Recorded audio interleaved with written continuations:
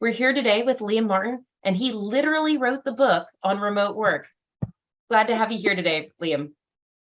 Thanks for having me, Daniel. Really appreciate it. And thank you very much for saying such a fantastic statement that I wrote the book on remote work. There actually are a couple others here that one of the best ones that if you're interested in just starting from zero, remote is a really good one. I think this is probably the sequel, which is running remote.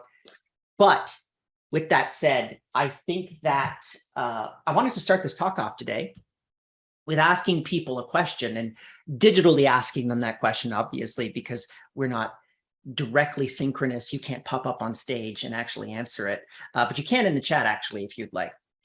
This is something that I think is quite possibly the most important question to ask within the craziness of the last couple of years. And this is something that I've thought about for the last year and a half as I was writing this book, which is what companies didn't just survive, but thrive during the pandemic. How did some companies seem to defy all the assumptions that we made about remote work? No offices, no pizza Thursdays, no birthday cake on your birthday, no culture building lunches, no nap rooms. And these companies defied all of what 20th century MBA and HR courses were teaching, which is they weren't doing any of these things, but yet they still succeeded. And not only did they just succeed, they thrived during that time. To explain this, we need to actually look at what happened during the pandemic and work. So I love to show people this graph. This is a buddy of mine's company who runs a corporate virtual private network. And basically it's a system to be able to log people into their work computers. It 4x'd in 3 days. And here is another scary number. In February of 2020, 4% of the US workforce worked remotely. And by March of 2020, 45% of the US workforce was working remotely. That's the biggest shift in work since the Industrial Revolution, but that took us 80 years and we did that in March. More than that, Google has a fantastic data set on mobility changes over time. They took it down recently because they got some bad press that Google was tracking everything that you do. They still actually track it. They just don't open source the data. But here are some interesting data points that I can share with you as well. So this is retail and recreation movement over time. You can see that it went significantly down during the pandemic. You can also see that the amount of people that went to parks during that time also significantly increased. But the one variable that I think is quite interesting is workplace mobility and changes over time. That has actually remained relatively the same. It's currently actually at 35% off its peak of 45%, and it's now going back up. So I have a bit of a crazy statement to make. Basically, I think that remote work is a permanent civilizational shift, a consequence of the internet itself that's maybe even more important than the internet itself. Permanently divorcing physical location from economic opportunity gives us a real shot at radically expanding the number of good jobs in the world while also dramatically improving quality of life for millions or billions of people. Now, you may think that that's just some weird guy's opinion. It's not. It's actually Marc Andreessen's, who is arguably the best venture capitalist of all time. Even though Marc Andreessen is a genius, and you've probably been hearing about how to do remote work from a lot of people over the last few years, approximately 20 years ago, yes, I've been working remotely for that long, I had an aha moment that completely changed my perspective on how work is done now and how it will be done in the future. And I was so sure of it that I wrote this book. I interviewed dozens of 7, 8, and 9-figure remote first founders and operators. We looked for what all these successful companies had in common, and it was only one singular thing, which I will be telling you about in about 2 minutes here. We figured out something that was so revolutionary that honestly, I committed a year and a half of my life to reading this book. And people like Cal Newport said this is a critical and much needed guide to thriving in the new world of asynchronous work. Matt Kepnes, who is also a friend of mine, said that the book was fantastic. And Scott Young said it's a must read for any entrepreneur, leader, or employee who wants to increase their productivity, autonomy, and results. So as it turns out, successful remote companies work in a way that is so alien to what you currently do today that the majority of people that see my presentation or read my book don't actually believe that these companies exist, but they do exist and they're flourishing in this new normal of work. Before I get into that, a quick little intro on me. My name is Liam Martin. I run two tech companies, timedoctorandstaff.com. I also run the largest conference on remote work, which is called Running Remote, which has been running for almost 7 years. And I have a team that is distributed over 43 different countries. We collaborate seamlessly together. Remote work is fundamental to how we build our companies. And I'm sure a lot of you have that same perspective. Otherwise, well, anyone in the new normal of work has at least to some degree experienced remote work. However, this was a very long journey for me, and it took the better part of a decade. First off, for those that you didn't know, I'm unapologetically Canadian. I apologize already if I get some A's or ums that pop up. That's just the way that I am. And as a Canadian, there are two things that you can do in Canada. You can either play hockey or you can figure skate. I did both for quite a while, but then at around the age of 13, I started to spend more time figure skating for some weird reason. My entire life was focused on skating until about the age of 20, where I seriously hurt my knee and I got accepted to here. This is McGill University, where I got in literally on a prayer, and I was able to pursue an undergraduate and graduate degree in sociology. And you only do two things with a sociology degree. You either go to law school or you become a professor. So I set myself on becoming a professor of sociology, which, much like skating, I saw as a calling. And I had been a teaching assistant for almost 7 years. I actually got my very first class. I remember it clearly. I had about 300 students and I ended up with less than 150 by the end of the semester. And the worst academic reviews in the history of the department. Here's just one of those reviews. Worst prof at McGill. I think he enjoys watching everyone fail. Not super helpful or nice to students, just horrible. So I walked into my supervisor's office. His name's Morten Weinfeld. And I said, I don't think I'm very good at this. And he said, no, you're not. And I said, okay, so what do you think I should be doing? He said, you got to get good at this teaching thing for the next 10 to 20 years before you actually get to do anything fun. So either get better at teaching or figure out something else to do. So 6 weeks later, I threw a horrible master's degree thesis under his door and I was out into the real world.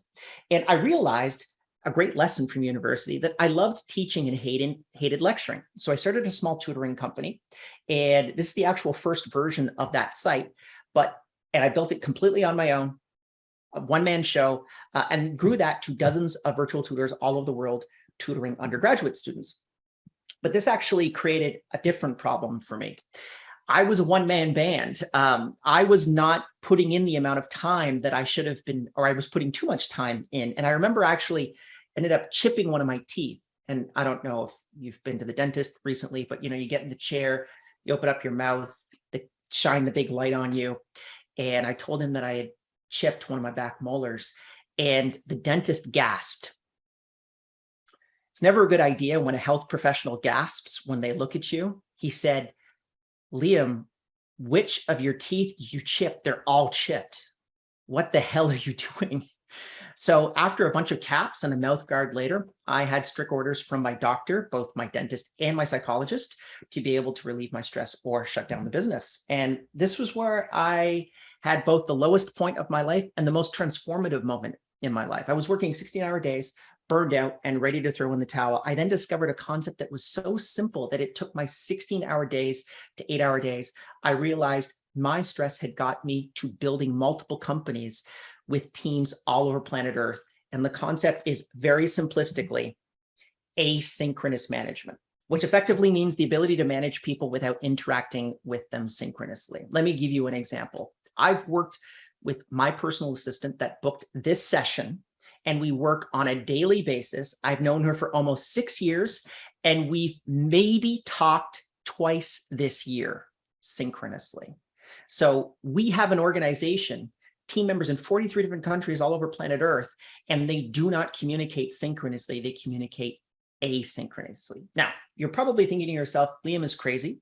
What do you mean you don't actually talk to your team? Nobody actually does this, do they? Well, let me ask you a question. When's the last time that you went to the Bitcoin offices?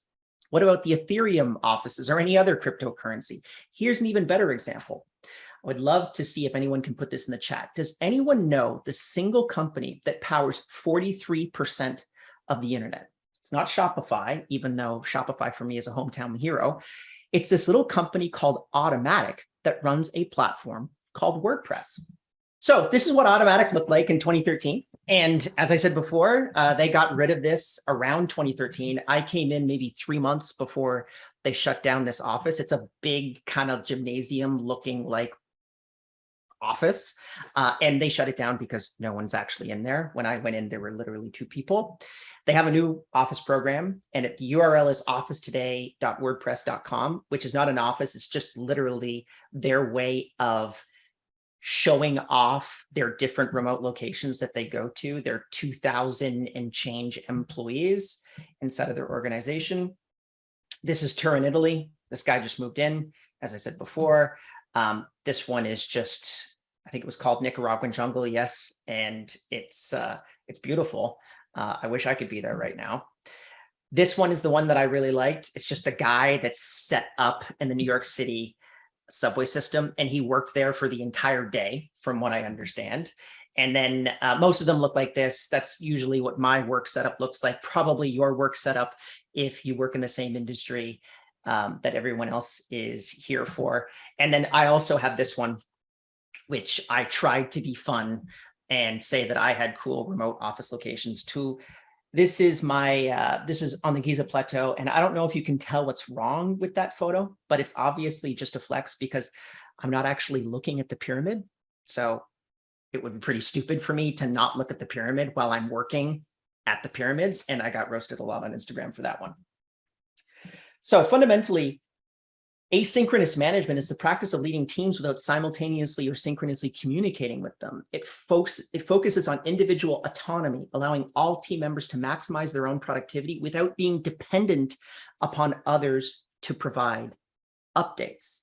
And this was the one thing that differentiates successful remote companies from everyone else. Simply put, if you're trying to recreate the office, you'll never make the mental shift needed to build a successful remote team. The operating system for that success is asynchronous management. And I know that that's a big statement, but bear with me on this one. There are just 3 simple tenets to building asynchronous management: deliberate over communication, democratized workflows, and detailed metrics, or what I like to call the 3 Ds. So I have a friend of mine, Nathan Barry, and he put it much better than me. There are 2 types of companies that currently exist right now, regardless of whether or not you're remote or not. It is remote first and remote forced. So let me explain the difference. And why there are only 2 is every single organization on planet Earth right now at least has a few employees that are currently remote, or a few employees that really want to go remote, and they're just waiting to be able to get out of your company before they can find another job somewhere else. So remote forced. If you're in Zoom calls 8 hours a day, if you're getting Slack or Teams messages on your phone at 9 p.m., if you're told to report to your weekly company team culture session where you sit around your laptop on a video call playing Cards Against Humanity, not the fun version, however, the like HR approved version of Cards Against Humanity, you're in a remote forced culture. This is exactly counter to deliberate over communication. I don't know if you know the Simon Sinek famous talk on finding your company's why, but everyone tries to measure culture through how you work together. But instead, culture should be defined by why you work there in the first place, identifying why you're here, why the work that you do matters, why you think what this company is doing will change the world is all part of deliberate communication and why you do what you do. I love this infographic from a company called Todoist, which is a famous asynchronous organization that has hundreds of employees all over planet Earth. Their perspective is that everyone thinks that culture is about how you socialize together, but it's actually about how you work together. And that's the big differentiator that people need to take into consideration. Next one is you need to build a culture of democratized workflow. But what does that actually mean? Well, very simply, everyone should be able to document everything inside of the organization. A company that runs digitally is a company that can document everything. We have the opportunity to be able to do that. So the advantage is you get access to everything at all times. If all communication is digital and recorded, then everyone can be everywhere at all times. Secondly, the information is available to you when you want to consume it. So instead of you saying, hey, let's actually show up to this meeting at 10 a.m. You could say, well, I'm going to submit my information to collaborate on this particular issue before 10 a.m. as an example. And then you, as the receiver of that information, can comment on it and communicate on it to a certain degree. It effectively kind of creates this interesting environment. When you build a culture of written documentation, there are no private conversations. You have an environment of radical transparency where anyone can look at anything in the company. You basically end up with a company where any decision at any point can be analyzed, audited, and optimized. I often tell people they should have a system in place where a kind of business archaeologist, which are honestly kind of like auditors, can go in and figure out why a decision was made and whether it was the right one. I have a system for this. I call it the 4Ds: discover, design, deploy, and debug. So the first part of that process is you discover the history of that process. Why are the things done the way that they are currently done now? A lot of the times, the reasons for why they're done that way are not logical at all, and you might be able to optimize and transform those processes. The next stage is the design stage. You're taking the lessons that you learn from the discovery phase and you're actually deploying it into a process document. Process document should be one page, simple to understand, not just simple to understand, but impossible to misunderstand. And there's a big difference between those two. So having a video tutorial that attaches to it, having very clear documentation. If the person that's receiving that particular document, maybe English isn't their first language, but French is, translating that document into French. That all makes things impossible to misunderstand and not just easy to understand. Next stage is when you deploy it. You take this process to your employees and find out what's not working and what is working. I usually ask them, what are 3 things that I can do to improve this process? And then the final stage is the debug stage, where you repeat the design and deploy stage until you effectively have no more meaningful feedback from the deploy stage. And after that, you're up and running with what I like to call perfect process. The third one is detailed metrics. So every single person in the company must have at least one longitudinal and quantifiable metric they report on weekly. And this is the tricky part. You need to take those metrics and give it to everyone in the company, ideally giving everyone the same informational advantage as the CEO. Asynchronous companies, in some cases, give people access to everything. So in our organization, as an example, everyone gets access to the P&L, everyone gets access to a lot of our customer data. Obviously, we're protecting email addresses and anything that could produce a leak, but we're giving everyone as much information as humanly possible, giving them access to all of our project management systems. Someone who's in engineering, as an example, can go and check out and see what customer support is doing. Someone in customer support can figure out what sales is doing, and so on and so forth, so that the organization has, again, everyone has the same informational advantage as the CEO of the company. And this produces a lot of really fantastic dividends. So if you implement async, this is what's actually going to happen. You're going to get greater inclusivity and cultural exchange. If you have many different people from many different cultural environments, you're going to be able to have a much more resistant organization moving forward. Next is you're going to have women and minorities become leaders faster as their bias isn't overt. So when you remove, and there's a lot of data to be able to back this up. There was a lot of data pre-COVID, and now there's much bigger studies that are happening right now, that as you have women, minorities inside of remote organizations, they rise through that organization faster because their bias is not overt. The packaging, the wrapper that they have is not as direct as it would be inside of other organizations. And this is a huge advantage for, obviously, not only yourself as the people that work in your organization that want to be able to rise up and they have better ideas than anyone else, but more importantly, it makes you a much more multicultural organization. Next one is charisma bias disappears. And this is my personal favorite one. The loudest voice will no longer win the argument. Hiring will become faster, easier, and by extension, ready to scale, which is incredibly powerful. And then leadership will no longer be agnostic towards anything but results. So again, reinforcing and removing all of these biases that exist inside of the organization. The global talent pool means global competition. So you'll be able to actually not only take advantage of the talent that is in your city, your state, your country, you'll actually be able to take advantage of global talent whenever you'd like. And then managers will stop paying attention to presence and instead on results. So it's not necessarily how long you worked, it's what you got done during the time in which you worked.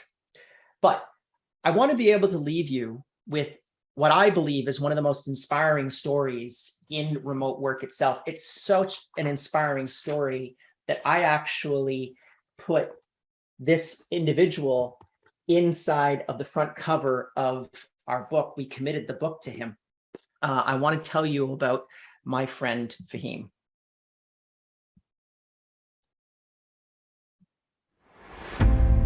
So you think that I am done? You don't know me. All my life, I had to fight. No one believed in me. So I had to believe in myself. My physical condition broke me, but it made me mentally stronger. My weaknesses were crushing me, but that only made me smarter. And you think I am done? Dear world, I have one thing to say. I am not like you, because I am not you. I am Fahim, and this is my story.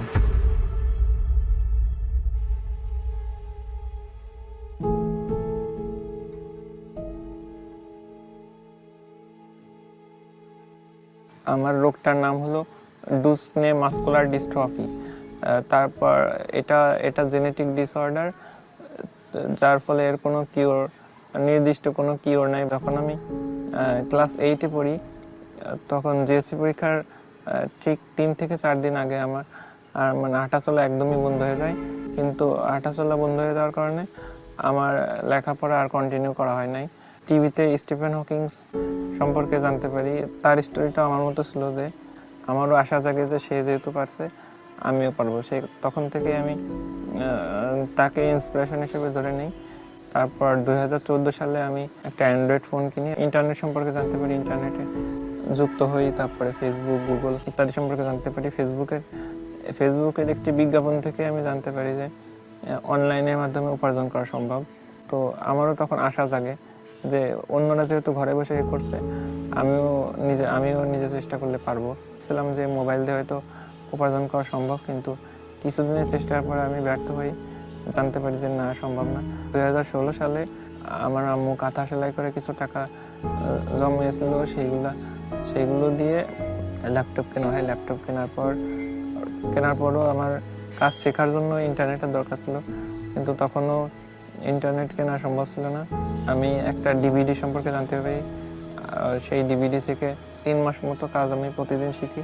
তারপরেও আমি শুধু business card আর banner design শিখে ফাইবারে account খুলি। Account খোলার পরের দিনে আর কি প্রথম কাজ পাই। বায়ার অনেক খুশি হয় আমার কাজ দেখে। আমি ভাবছিলাম হয়তো আমাকে দিয়ে সম্ভব না, কিন্তু মানে আমি নিজেও অবাক হয়ে গেছিলাম যে আমি কিভাবে এটা করলাম। আমি আমার পরিবারের জন্য একটা জমি কিনি বাড়ি করার জন্য। ভবিষ্যৎ প্ল্যান হচ্ছে যে আমার মতো যারা আছে বা অনেক বাংলাদেশে বেকারত্বের অনেক সমস্যা, আমার ইচ্ছা যে তাদের পাশে দাঁড়ানো এবং বাংলাদেশকে রিপ্রেজেন্ট করে বিশ্বের দরবারে তুলে ধরা।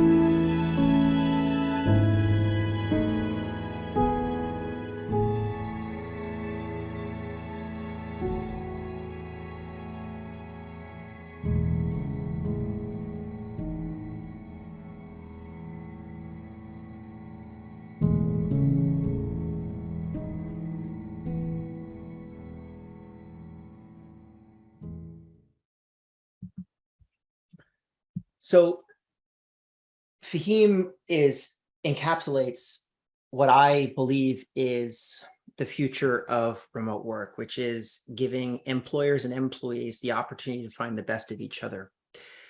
Unfortunately, like a lot of things in 2020, we ended up losing Fahim in 2020 as well.